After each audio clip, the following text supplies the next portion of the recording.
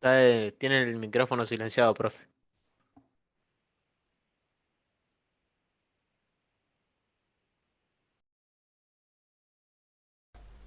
Ahí está. Bien, así hacemos, ¿eh? Continuamos con el concepto, ¿no? Bueno, entonces, las características del material entonces van a estar definidas por las propiedades de cada grupo estructural. Bueno, algunos ejemplos se pueden dar. Por ejemplo, si yo fuera, digamos, un especialista, un médico cirujano, ¿no es cierto? Estaré, digamos, dentro de mi equipo, ¿no es cierto?, o vestido, ¿no es cierto?, una serie de elementos, ¿no es cierto?, que me van a permitir, digamos, ejercer, digamos, la actividad fundamentalmente en mis manos, ¿eh? Y lógicamente tengo que estar protegido, no solo para intervenir a un determinado paciente necesario de una cirugía, sino que ese paciente a su vez este, no vaya a relacionarse, ¿no es cierto?, con mi salud, por ejemplo, ¿no es cierto? Entonces usaré, digamos, esos guantes que ahora no, nos permiten aislamiento importante, ¿no es cierto?, que son sintéticos, ¿no es cierto?, son los guantes de silicona, que tienen características específicas, ¿no es cierto?, porque son elementos de una película muy fina del material, a su vez son muy sensibles, ¿no es cierto?, al tacto, digamos, de todo lo que vamos a manejar. Por supuesto, aislante decíamos de los medios orgánicos, ¿no es cierto?, que se van a tener ahí, ¿no es cierto? Y a su vez, ¿no es cierto?, no puedo sacármelo y ponerme y hacer otra operación.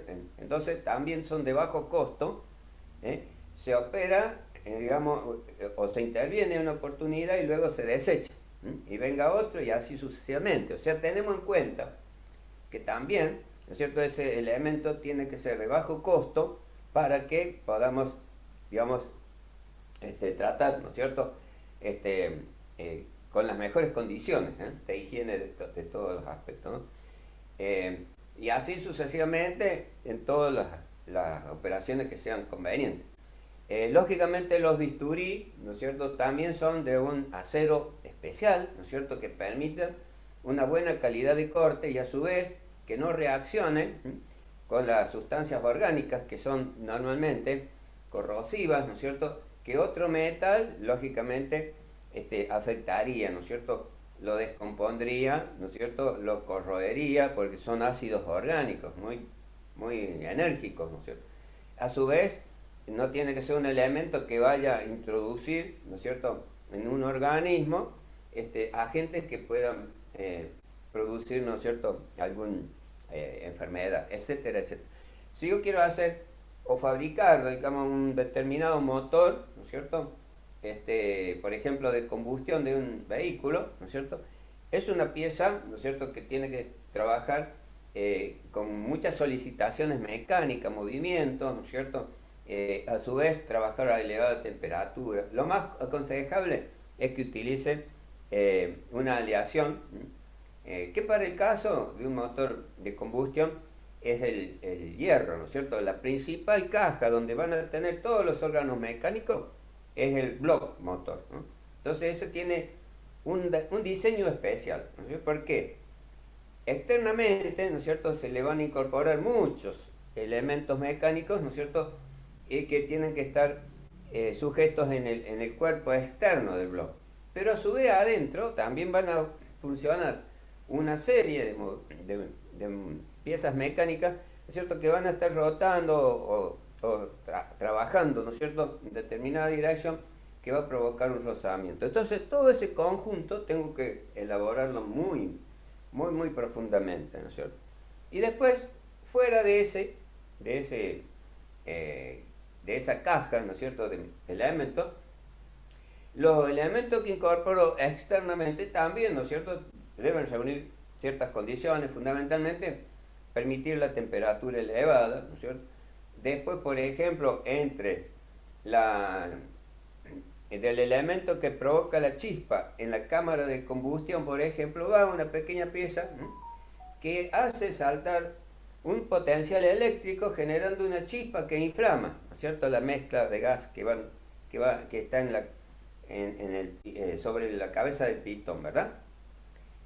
Y lógicamente esa pequeña chispa tiene que tener una localización precisa que solamente tiene que ser disparada en el extremo del electrodo.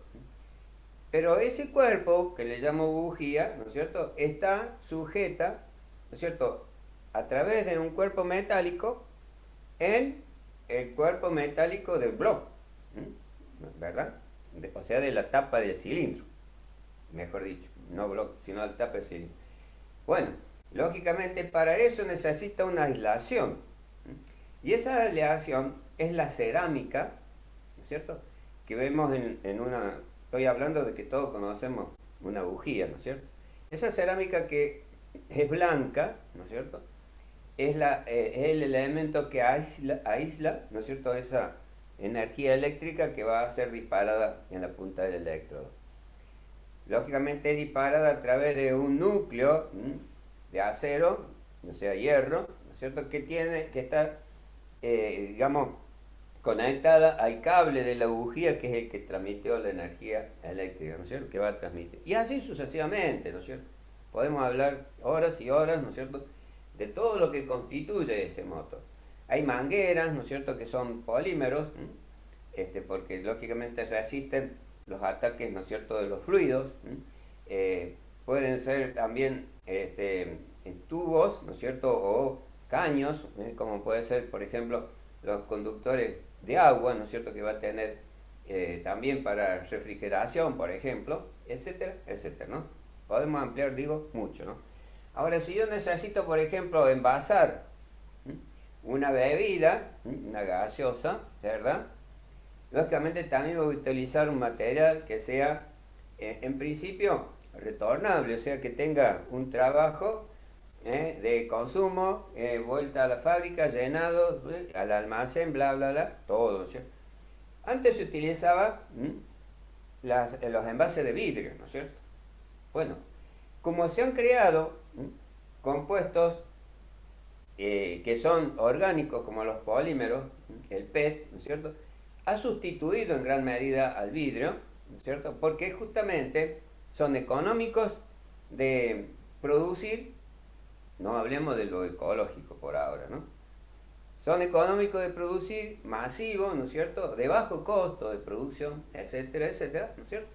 Y se adapta perfectamente para una determinada presión que puede tener la gaseosa, ¿no es cierto?, almacenada ahí. Incluso si se cae, no se rompe como el vidrio, sino que se rebota y lo obtenemos, ¿no es cierto?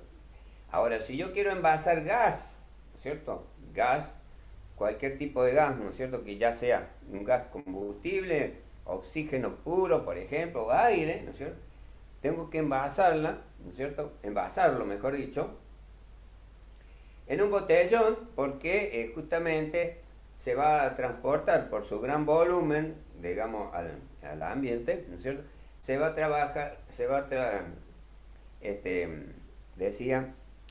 envasar, ¿no es cierto?, a presión, es decir, pasando del estado gaseoso al estado líquido, ¿no es cierto? Y como líquido, ¿no es cierto?, a elevada presión, es ahí, ¿no es cierto?, donde se lo va a transportar.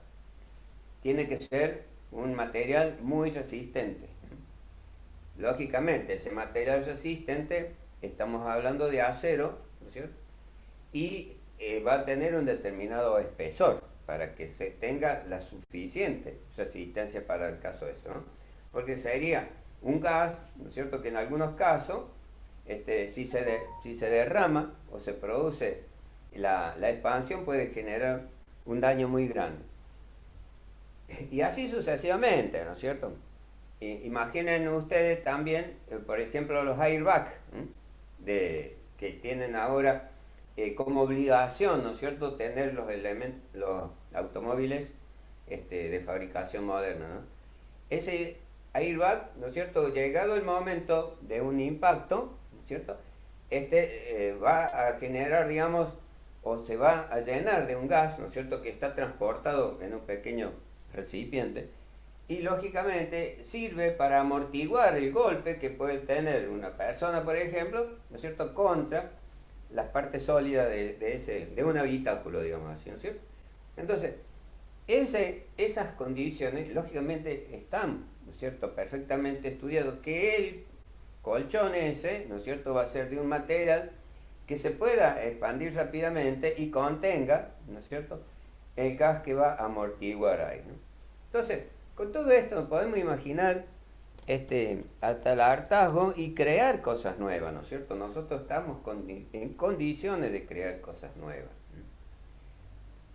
Y lógicamente el desarrollo de la tecnología ahora no tiene límites, ¿no? Y podemos hablar de esto, ¿cierto? Mirando, ¿no es cierto?, internet, ¿no? Mirando internet, YouTube, etcétera, etcétera, es muy, muy interesante todo, ¿no?, para ver. Bueno, hasta ahí entonces hemos definido, ¿no?, las características de los distintos sistemas materiales y cómo clasificarlos, ¿no? Ahora vamos a hablar, ¿no es cierto?, de lo que son las fases, ¿no? Fases. Así vamos a definir entonces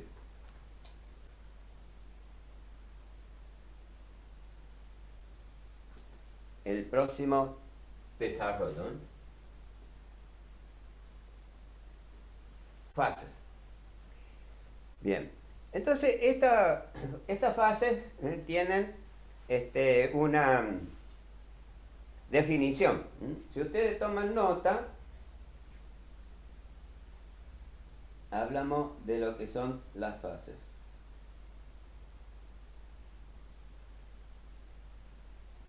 Bueno, decimos que fases es la región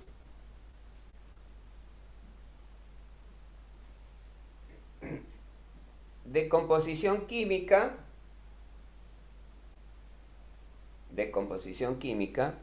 y estructura homogénea. Composición química y estructura homogénea. Punto y seguido.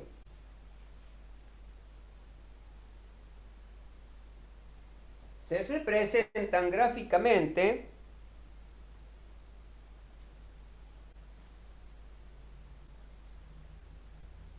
en un diagrama,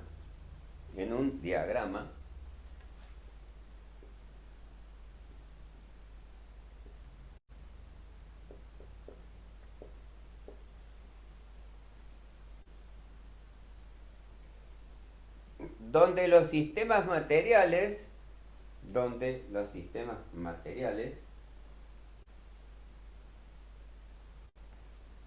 se presentan en condiciones variables.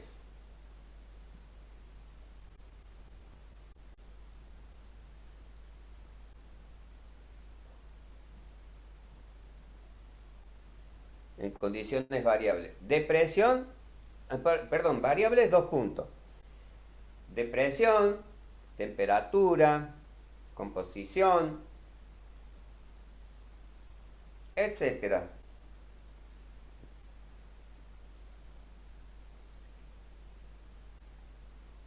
Bien.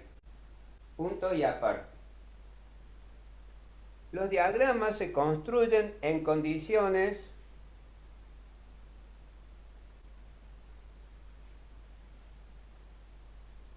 de equilibrio.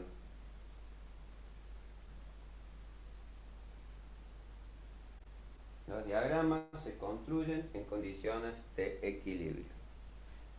Entre paréntesis, enfriamiento lento. Enfriamiento lento. Bueno, entonces estamos hablando de un diagrama. Este diagrama nos va a ser útil para identificar, ¿no es cierto?, características y propiedades del material respecto de las variables a las cuales, ¿no es cierto?, vamos a utilizar para elaborar, ¿no es cierto?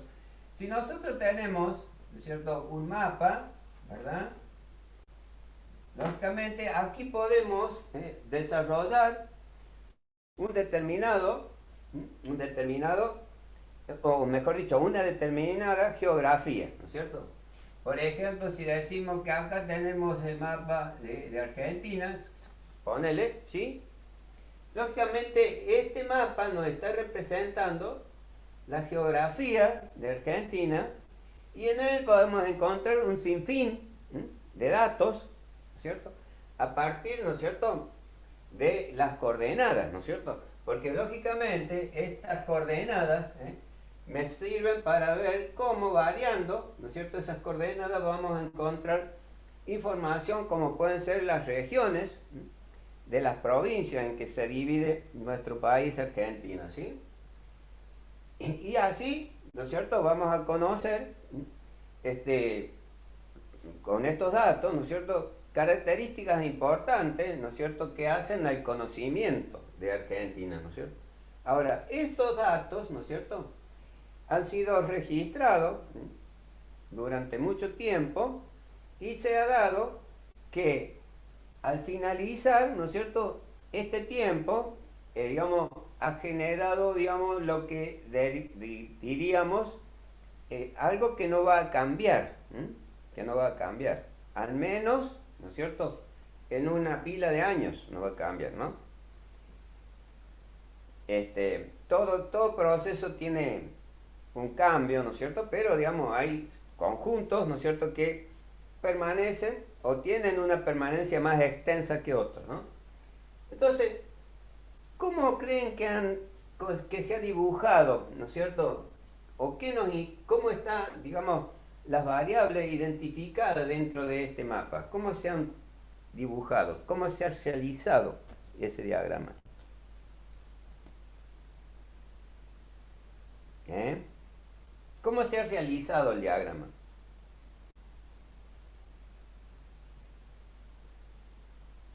O cualquier diagrama, ¿no?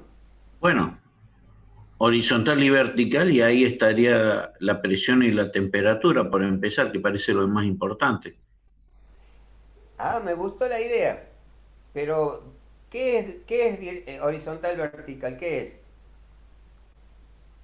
Las coordenadas cartesianas. Perfecto. ¿Y cómo le llamamos para el trazado del mapa? A las coordenadas cartesianas. No son los ejes X e Y. Sí, pero en el mapa, ¿cómo le llamamos a los ejes X e Y? Ah, Latitud y longitud y longitud. latitud. Claro, exacto.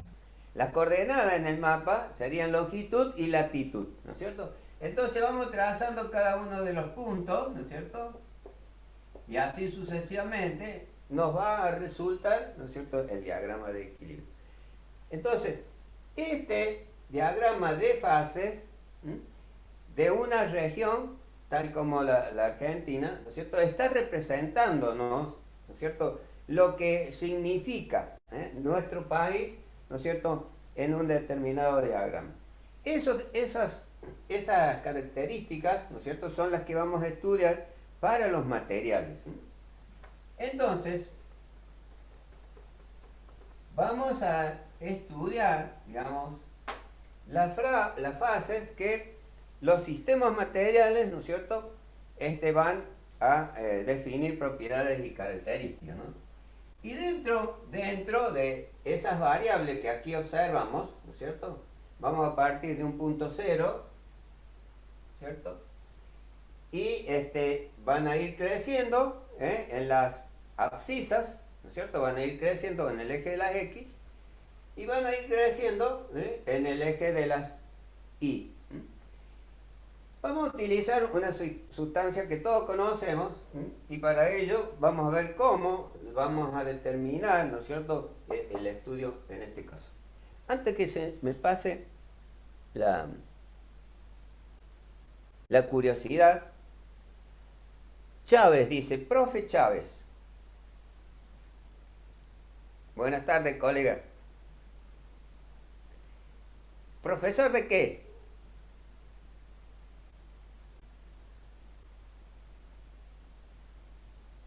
Estás muteado, Mario.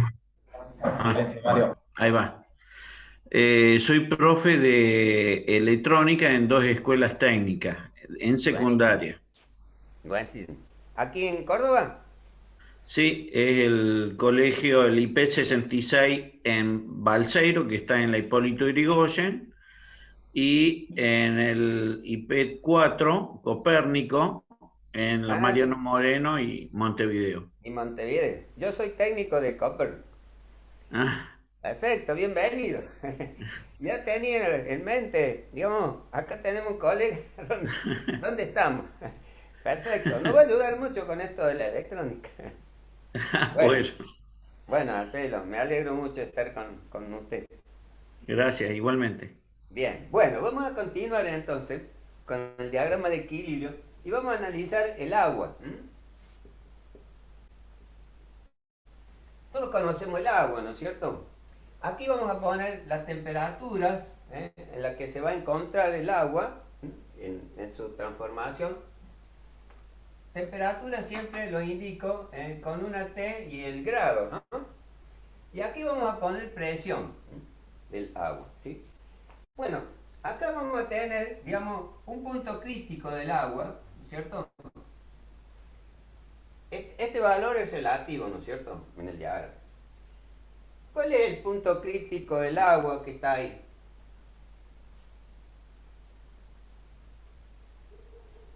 Después vamos a tener uno 100 por acá. grados.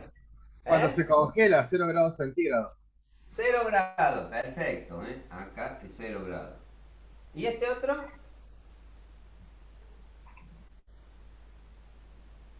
Y los 100. Exactamente, 100 grados, exactamente.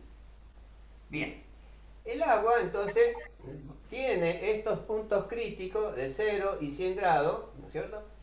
Y lógicamente en las abscisas en ordenada, ¿no es cierto? Lo vamos a considerar, ¿no es cierto?, a partir de un determinado punto, ¿no es cierto? Y luego vamos a tener un comportamiento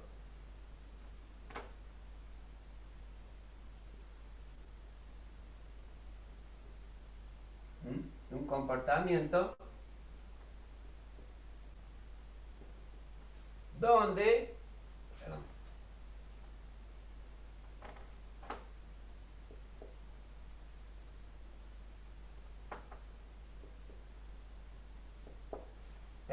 vamos a tener este resultado, ¿sí? Bien, aquí estamos observando la transformación de este elemento agua, que en principio es una sustancia compuesta, ¿no es cierto? Y las fases en las que se encuentra, ¿no es cierto?, el agua, en la condición de presión y temperatura que hemos representado en el diagrama, tiene esta forma, ¿no es cierto? Acá tenemos un punto, acá tenemos una curva, digamos así, y acá tenemos otra curva, y estas curvas nos están representando, trazando las coordenadas, cómo va a ir modificándose las fases del agua, ¿no es cierto? Entonces acá analicemos cuáles son las fases que tenemos del agua, ¿sí? Supongamos que acá tenemos esta fase, ¿no es cierto? Como definía una condición de composición química, agua, y estructura homogénea. La estructura la vamos a observar, ¿no es cierto?, desde el punto de vista de un sólido, ¿no es cierto? Bien. Ahora bien, ¿qué estado tenemos entre 0 y 100 grados? Líquido. Perfecto, líquido.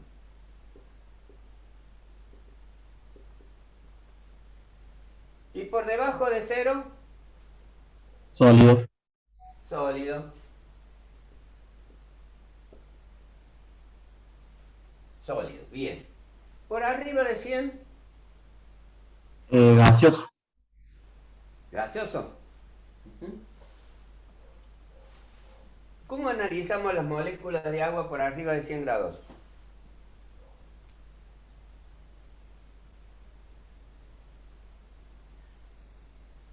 Que la fuerza de atracción entre las moléculas es mucho más débil. Es más débil, claro, perfecto. Pero de pronto, dice, si nosotros observamos las moléculas, ¿podemos identificarlas visiblemente?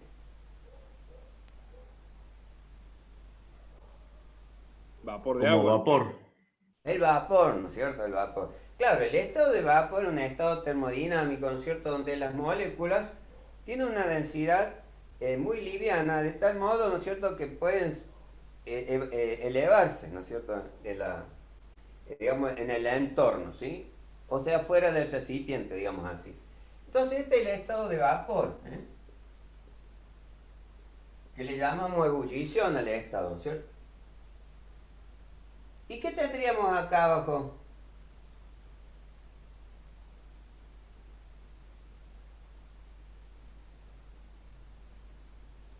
Hielo. Mixto, algo mixto entre líquido y vapor. No sé. ¿A dónde, Ah, muy profe? bien. Bien, bien. Bueno, vamos a dejarlo un poquito de lado porque no es visible ahí, ¿no es cierto? ¿Qué punto tendríamos ahí? Que no es cero, no es cero, sino es una centésima de cero. Ese punto que ahí tenemos y le vamos a llamar T. El punto, lo vamos a hacer afuera, lo vamos a decir afuera. Ese punto T. ¿Eh? ¿Qué pasa ahí en T? ¿Qué tenemos precisamente en ese punto? Cuando hablamos de un punto, ¿no es cierto?, estamos, digamos, definiendo un espacio muy, muy reducido que no alcanza para otra cosa, digamos.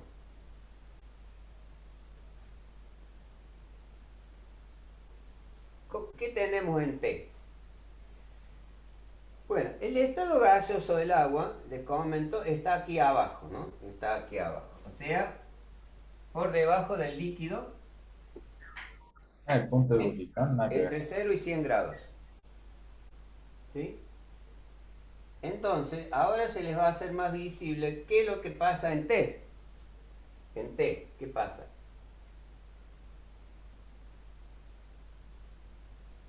¿No es el cambio? ¿Cambio? Donde O empieza a sea, solidificarse.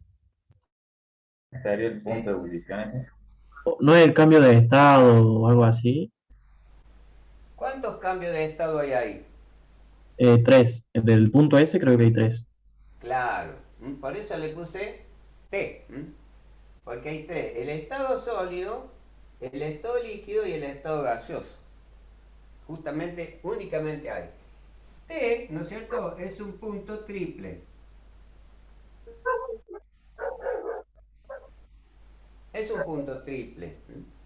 Y es un punto que únicamente se encuentra ahí, en una centésima de grado y a una presión muy baja. Entonces, se denomina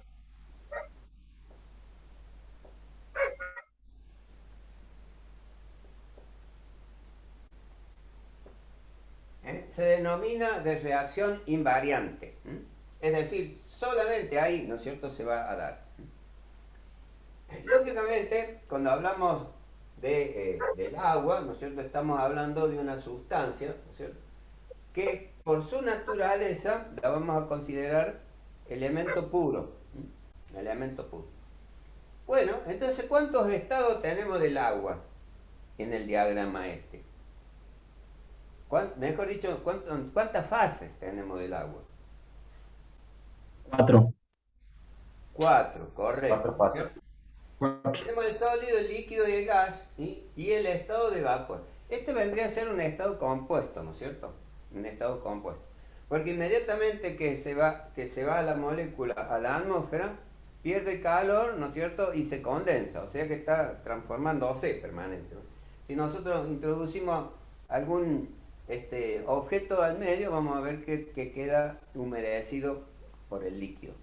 Entonces, por esa razón lo consideramos así. Hay 4 estados del agua. Perfecto. Bueno, de aquí resulta que tenemos conocimiento que según la temperatura y según la presión vamos a tener, digamos, o conocer, ¿no es cierto?, cuáles son las características del agua. Si bien está formada por oxígeno e hidrógeno, ¿no es cierto?, el agua se considera elemento puro por su naturaleza. Y hay una regla que se llama regla de las fases,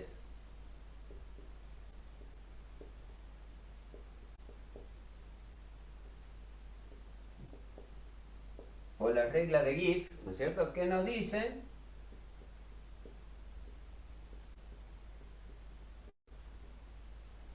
que F es igual a C más P más 2, perdón.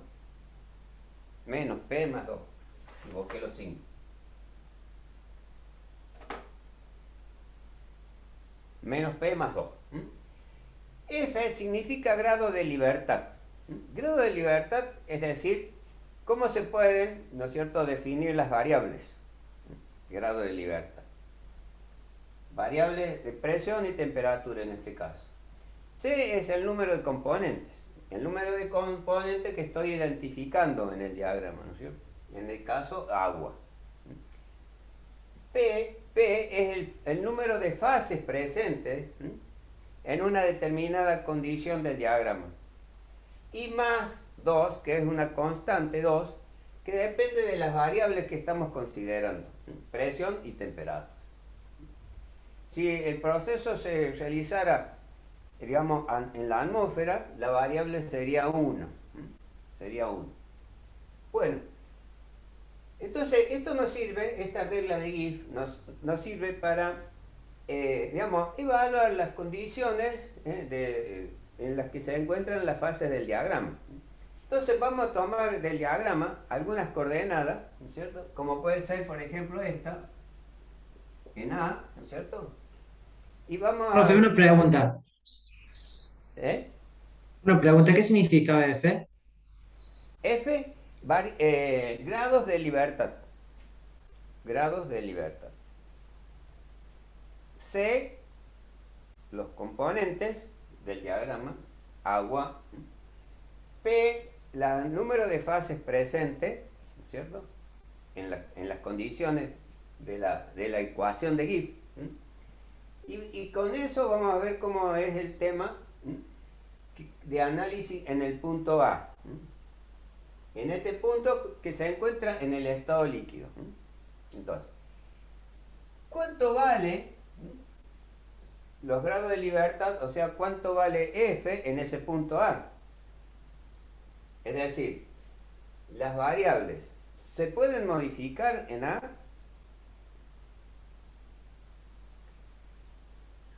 No. Yo les ayudo que sí, porque yo puedo bajar o subir la presión, o puedo bajar o subir la temperatura, y me voy a mantener siempre en el estado líquido del agua. O sea, en un amplio rango. ¿Se entiende? Puedo variar la temperatura y variar la presión. Eso significa que el grado de libertad de las coordenadas vale 2.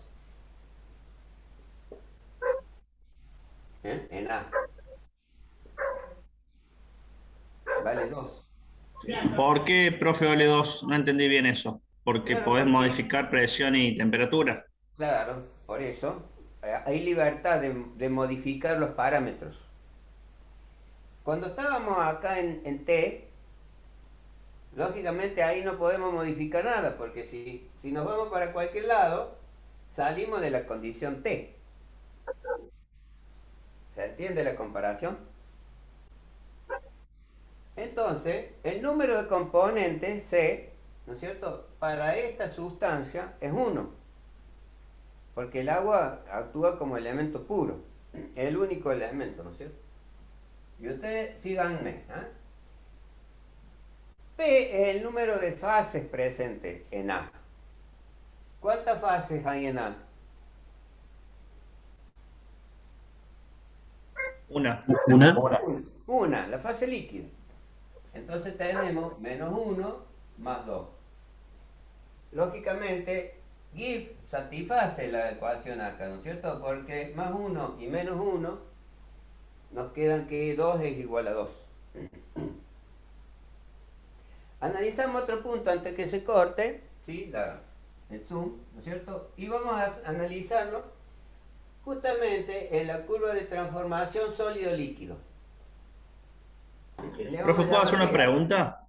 Sí, No me Sí. quedó, no me quedó algo claro. A ver, esto es para identificar las fases en ese punto, ¿no? En el punto A.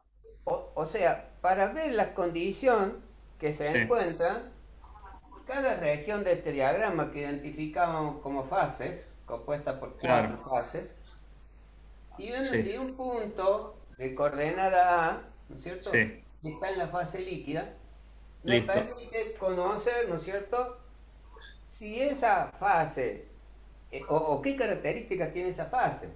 Bien. Y me está diciendo que la fase del estado líquido, ¿no es cierto?, es todo Sí. esto. Porque si yo analizo ese punto y me desplazo, voy a permanecer sin modificar. Sin modificar ni la estructura ni la, la- la concentración química. ¿Y el 2 qué tiene? Perdón que vuelvo a preguntar. No, ¿Cuál no, es el resultado 2? haga pregunta como corresponde, ¿no es cierto? O Listo. sea, lo que sea necesario, quiero decir. El resultado es que F, que era el grado de libertad que tenía esa fase, Claro, es 2. es 2. Y Sí. lógicamente satisface la igualdad que habla Git. ¿Mm? Que habla Git. Entonces vamos a ver en el punto B qué sucede para observar la diferencia, ¿no es cierto? ¿Qué grado de libertad tenemos en B? ¿Puedo variar la presión? Uno solo, profe, porque si varía la presión va a quedar en sólido siempre, ¿no? B, ¿dónde está B? El cambio de sólido a líquido o sea, en sólido. B está, digamos, sobre la línea de transformación. Pero yo puedo variar la presión, puedo subirla o puedo bajarla, ¿no es cierto? Y voy a estar en la misma condición. ¿Cuál es la condición de B? Una fase doble, que es la sólida y la líquida, ¿verdad? Ahora bien, si yo modifico la temperatura, ¿qué va a pasar en B? Ya pasa de sólido a líquido. Va a pasar de un lado a otro, O ¿no de es líquido a cierto? sólido, depende de qué Claro. estés Por haciendo. lo tanto, tengo un solo grado de libertad, que es la temperatura. Entonces acá voy a decir que el grado de libertad es 1, la temperatura. Profe, ¿el grado de libertad es la temperatura o la presión ahí? O sea, ¿es lo que modifica o lo que no modifica el Lo estado? que, lo que da posibilidad de modificar. Ah, bien. Ya, exacto. Lo que da posibilidad de modificar. Entonces, el número de componentes es 1 por ser el agua. El número de fases presente en B, ¿cuánto es? ¿Dos o no? 2, porque podemos estar en el líquido y en el sólido. ¿Sí? Menos 2 más 2. O sea que menos 2